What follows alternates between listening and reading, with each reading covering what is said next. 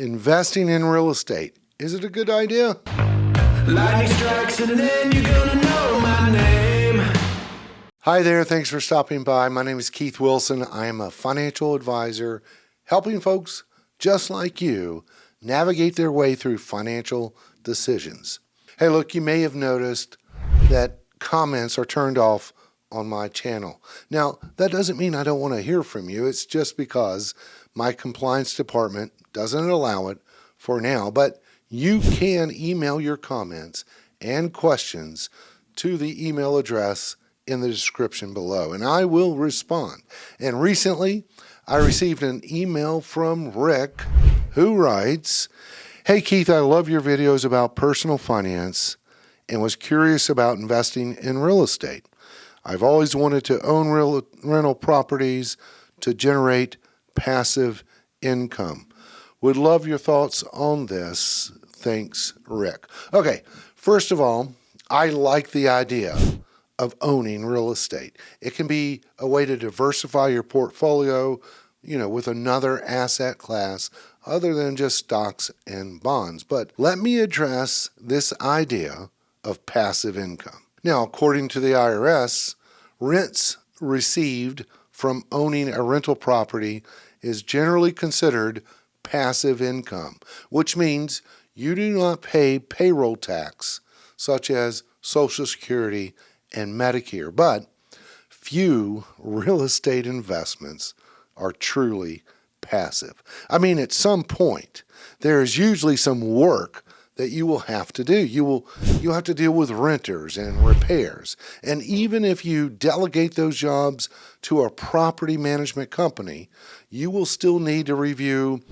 financial statements and periodically speak with a property manager. Make decisions on capital repairs or renovations.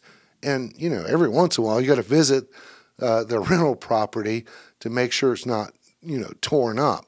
So while in the eyes of the IRS, rental income is considered passive income, the tasks involved can be more active than passive. Now, that being said, there are a lot of advantages in owning rental properties, as well as some disadvantages. So let's get into that. Advantages would include rental properties. Look, they can generate some fairly consistent income, possibly providing a reliable cash flow, in particular for, retirees or for those seeking to supplement their income. And if you can get some properties in desirable locations, hey, that can attract long-term tenants, which could reduce the frequency of vacancies and the associated costs. Another advantage, over time, real estate typically appreciates in value, allowing you to sell the property for a profit. And this could significantly increase your overall return on your investment. Also, properties in growing areas or cities with expanding economies, they often see faster appreciation.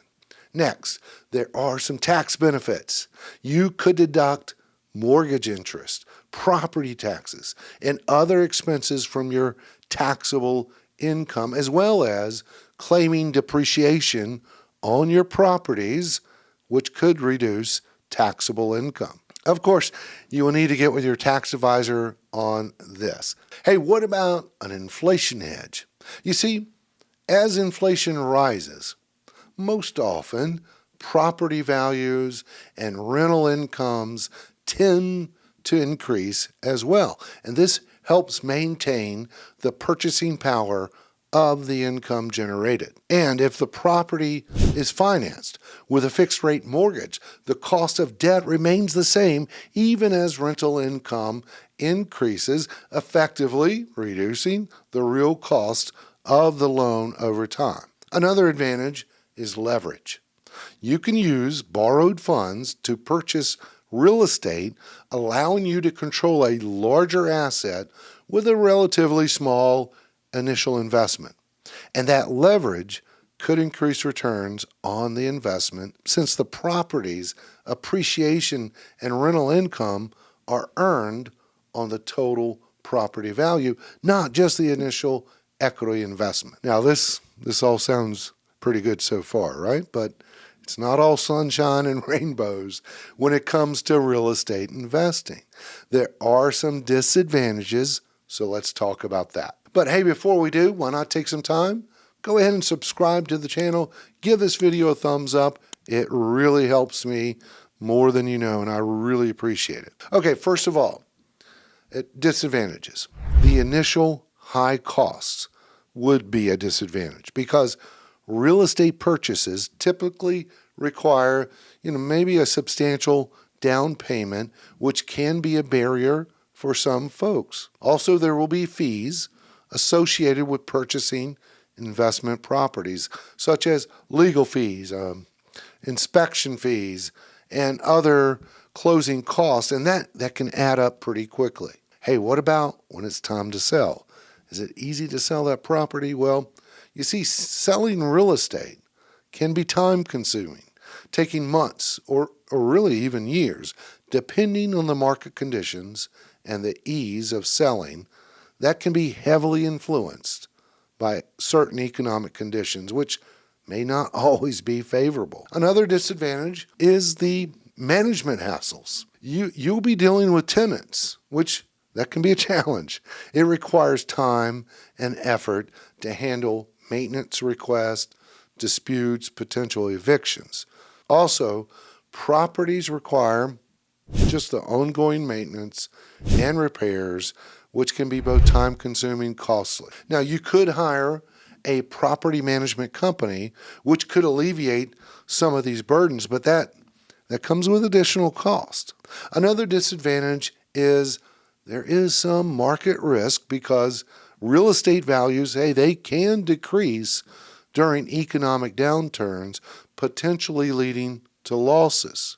And there could be changes in the local market, such as new developments or changes in local laws, which could negatively impact property values and the rental income. Another thing to consider is the ongoing expenses involved, like just your regular maintenance, unexpected repairs, renovations. All that could be costly and reduce that net income. Other ongoing expenses to be aware of is the property insurance, property taxes. That's always going to be there. Now, it would be great if you had the perfect tenants who stayed with you for a long time and they didn't tear the place up, but in reality, there will be periods of time without tenants, which means no rental income.